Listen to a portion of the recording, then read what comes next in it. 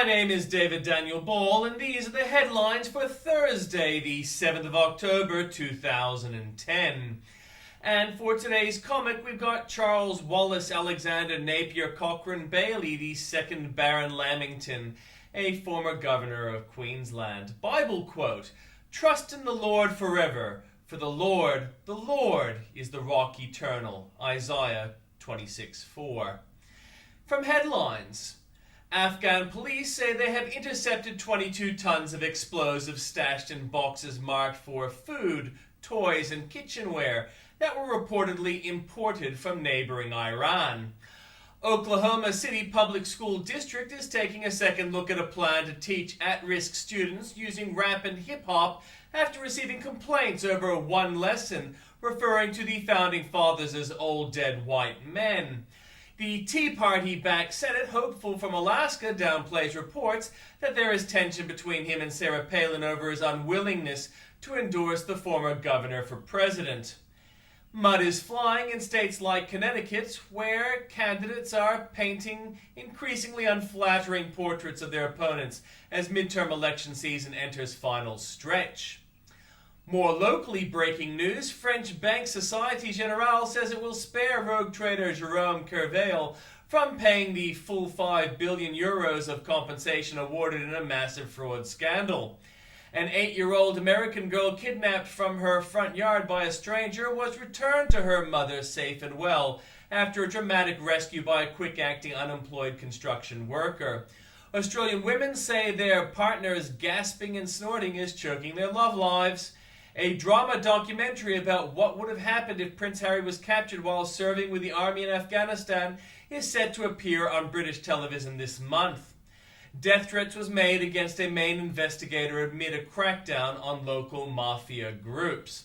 From New South Wales and the ACT, a man with an alias of Cauliflower was among 37 people named, Andrew Norris identified as possibly being baby Tegan Lane's dad. Few tourists to Sydney venture further than the CBD or Manly, according to a study that tracked sightseers using GPS technology.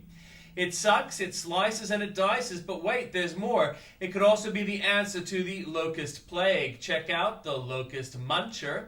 Premier Christina Keneally could be headed for a showdown with her club director husband, Ken Murray, over proposed pokey tax.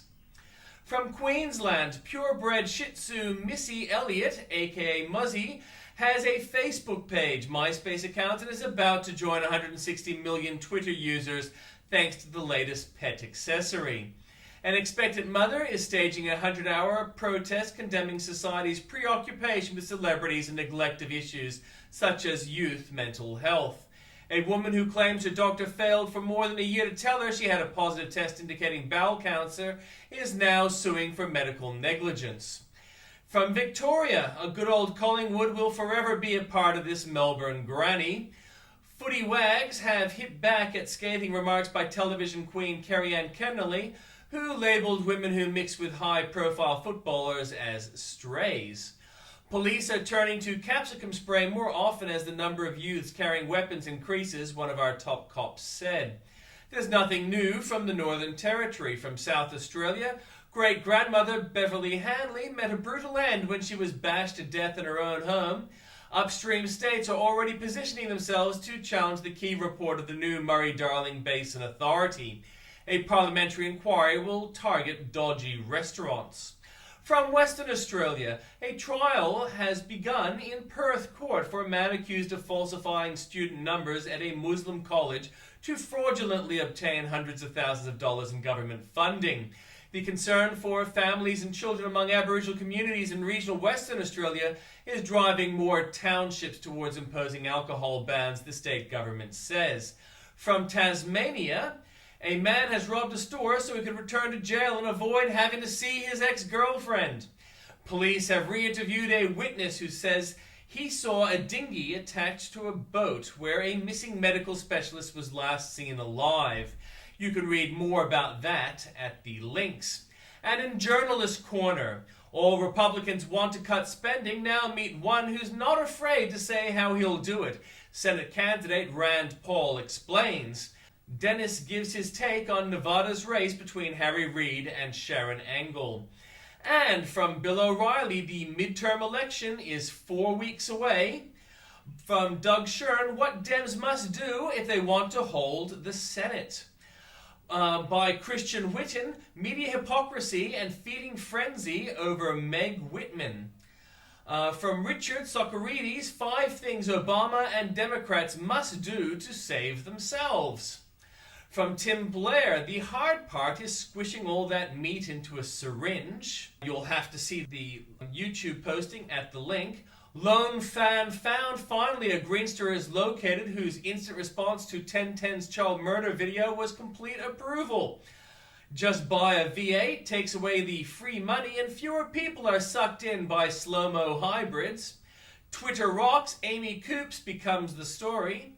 Sea bitches back in June when their egomaniacal anti-whaling feud was just beginning. I look forward to hearing Pete Bethune, current opinion of Paul Watson and Sea Shepherd. At that point, Watson and his idiots had just expelled the former Eddie Gill skipper while they'd been on trial in Japan. More for you there at the link. And from Andrew Bolt, Gillard doesn't want to hear from the citizens after all. I thought she'd broken a ludicrous promise already days after the election, but consider it really broken now. Prime Minister Julia Gillard has ditched her election policy of a climate change citizens' assembly, and the excuse, I thought it was important that we harness community members to rebuild a broad general public consensus on how to tackle climate change, how to price carbon, she said.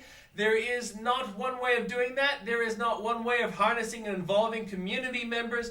Obviously, the multi-party climate change committee is looking at going to work through ways of doing that.